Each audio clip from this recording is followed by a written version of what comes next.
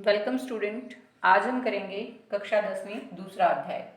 हम अपनी पहली वीडियोस में कर चुके हैं अमल क्या होते हैं, अक्षारक क्या होते हैं और इनके रासायनिक गुण क्या होते हैं और अभिक्रियाएं ये कौन कौन सी हमें शो करते हैं, दिखाते हैं। तो अगर आपको ध्यान हो तो हमने कहा था जो अमल हैं वो खट्टे होते हैं, अक्षारक कैसे होते हैं, कड़वे होते हैं। अमल क्या करते हैं, नीले लिटमस को बदल देते हैं किसमें, लाल में। लेकिन अक्षारक क्या करते हैं, लाल लिटमस को बदल देते हैं नीले में। और आपको पता चल जाता है अगर आपको दिया हुआ विलयन आपको ये ना बताया हो कि ये अम्लीय है और ये अक्षारीय है, तो आप लिटमस पेपर के साथ उसको टेस्ट करोगे और आपको पता चल जाएगा कि ये वाला अम्लीय है और दूसरे वाला कैसा है, अक्षारीय। इसका मतलब जो यहाँ पर लिटमस था, लिटमस ने आपको क्या किया, सूचित किया कि जो आपके पास विलयन है उनमें से कौन सा अम्लीय है और कौन सा अक्षारीय है। तो ऐसे जितने भी पदार्थ होते हैं जो आपको बताते हैं, सूचित करते हैं कि किस विलयन में अम्ल उपस्थित है और किस में अक्षारक, वो सारे के सारे क्या कहलाते हैं, सूचक। और अगर हम इसको नाम दें अमल अक्षारक सूचक तो वो ज़्यादा सही रहेगा। तो आज इस वीडियो में हम इसी टॉपिक को लेकर चलेंगे, अमल अक्षारक सूचक या फिर सूचक। अब जो आपके पास ये सूचक हैं ये कई प्रकार के हो सकते हैं, जैसे प्राकृतिक सूचक। प्राकृतिक सूचक में हम किस किस का उदाहरण ले सकते हैं, लिटमस का। दूसरा आपके पास हो सकता है हल्दी का। तीसरा आपके पास हो सकता है जो आपके पास लाल पत्ता गोभी है, लाल पत्ता गोभी की पत्तियों का रस निकाल लेंगे तो वो भी आपके पास किसका काम करेगा, एक प्राकृतिक सूचक का। अब जो आपके पास ये प्राकृतिक सूचक हैं, इनको हमने प्राकृतिक सूचक क्यों कहा, क्योंकि ये कहीं ना कहीं हमने कहाँ से प्राप्त किए, प्रकृति से, यानी से कहाँ से, पौधों से लिए। जैसे आपके पास लिटमस जो है वो एक बैंगनी रंग का पदार्थ है या विलयन है, जो हमें कहाँ से प्राप्त होता है, एक पौधे से प्राप्त होता है, लीचेन से। और जो किस समूह से आता है, थैलोफाइटा समूह से। दूसरा जो आपके पास हल्दी है वो हमें कहाँ से मिली, हल्दी के पौधे से मिली। आपने कई बार देखा होगा अगर किसी सफ़ेद कपड़े पर हल्दी का यानी कि सब्जी का दाग लग जाए और आप उसको क्या करते हो, धोना शुरू करो, तो धोने के लिए आप उस पर क्या लगाओगे, साबुन। जैसे ही साबुन लगता है तो वो हल्दी का जो पीला रंग था वो किस में बदल जाता है, लाल भूरे रंग का, यानी कि उसका कैसा रंग हो जाता है, भूरा लाल।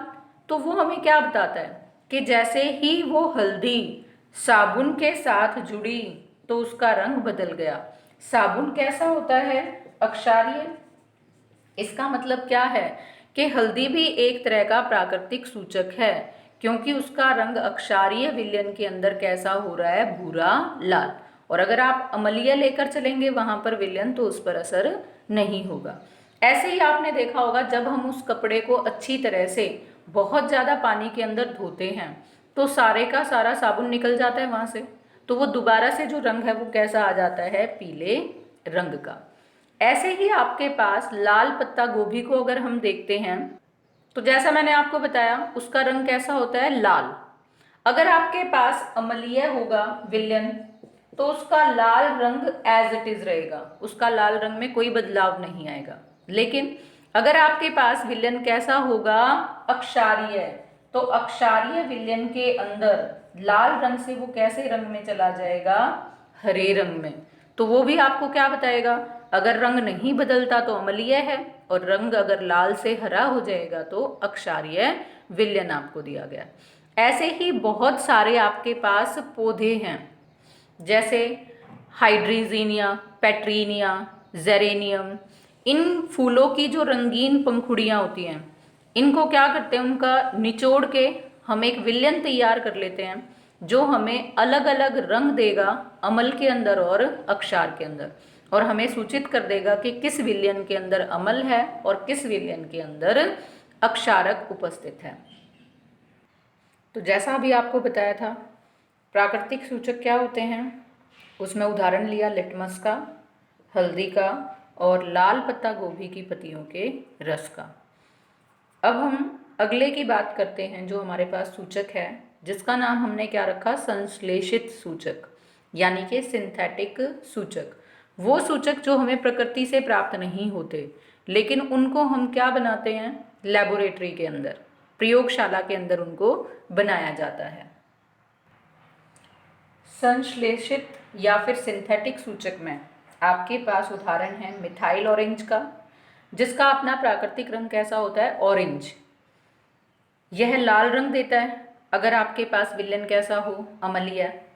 पीला रंग देगा अगर विलेन आपके पास कैसा हो, अक्षारीय। दूसरा आपके पास जो सूचक है सिंथेटिक, वो कौन सा है, फिनोल्फ्थलीन। ये एक रंगहीन सूचक होता है जिसका गुलाबी रंग हो जाता है अक्षारीय विलेन में, और रंगहीन ही रहता है अगर आपके पास विलेन कैसा है, अम्लीय। अब हम तीसरे सूचक की बात करते हैं, जिसका नाम क्या है, गंधीय सूचक। नाम से ही पता चल रहा है कि गंधीय सूचक वो सूचक होंगे जिनकी गंध अलग अलग होगी, यानी कि जिनकी स्मेल है वो अलग अलग होगी एसिडिक और बेसिक सॉल्यूशंस के अंदर। इसमें हमने उदाहरण किसका लिया, प्याज का रस। आपको पता है प्याज की अपनी अलग से ही एक गंध होती है। अब आपने क्या करना है, एक कपड़ा लेना है और उस कपड़े पर प्याज के रस को डाल देना है। कुछ टाइम के बाद उस पर आपने किसको डाल देना है, NaOH के घोल को, विलयन को।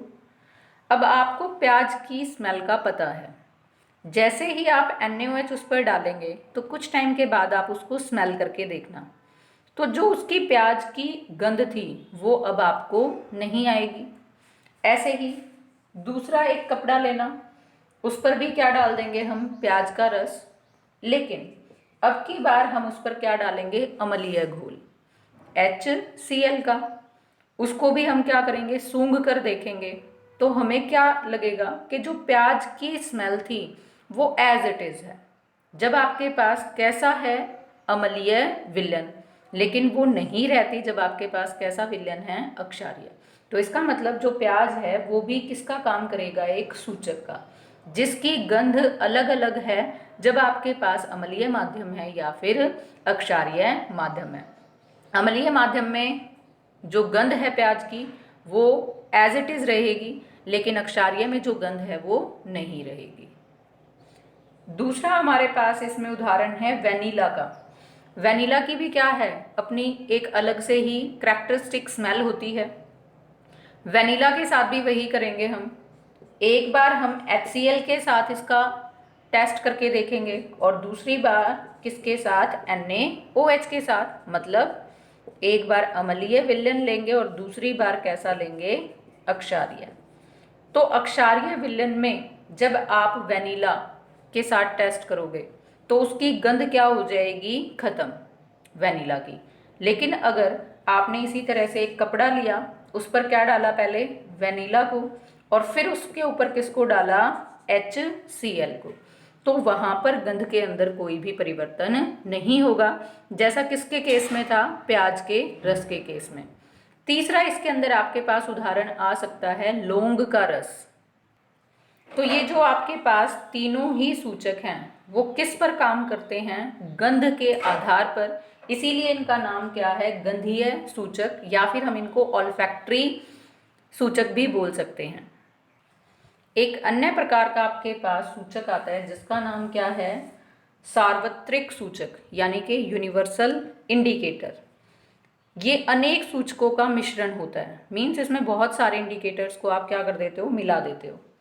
और इसका काम क्या होता है, ये किसी भी विलयन में जो आपके पास H पॉजिटिव आयन है उनकी कंसंट्रेशन को बताता है, यानी कि उनकी सांद्रता को बताता है, और अलग अलग सांद्रता के साथ अलग अलग रंग वहाँ पर क्या करता है, दिखाता है या फिर प्रदर्शित करता है।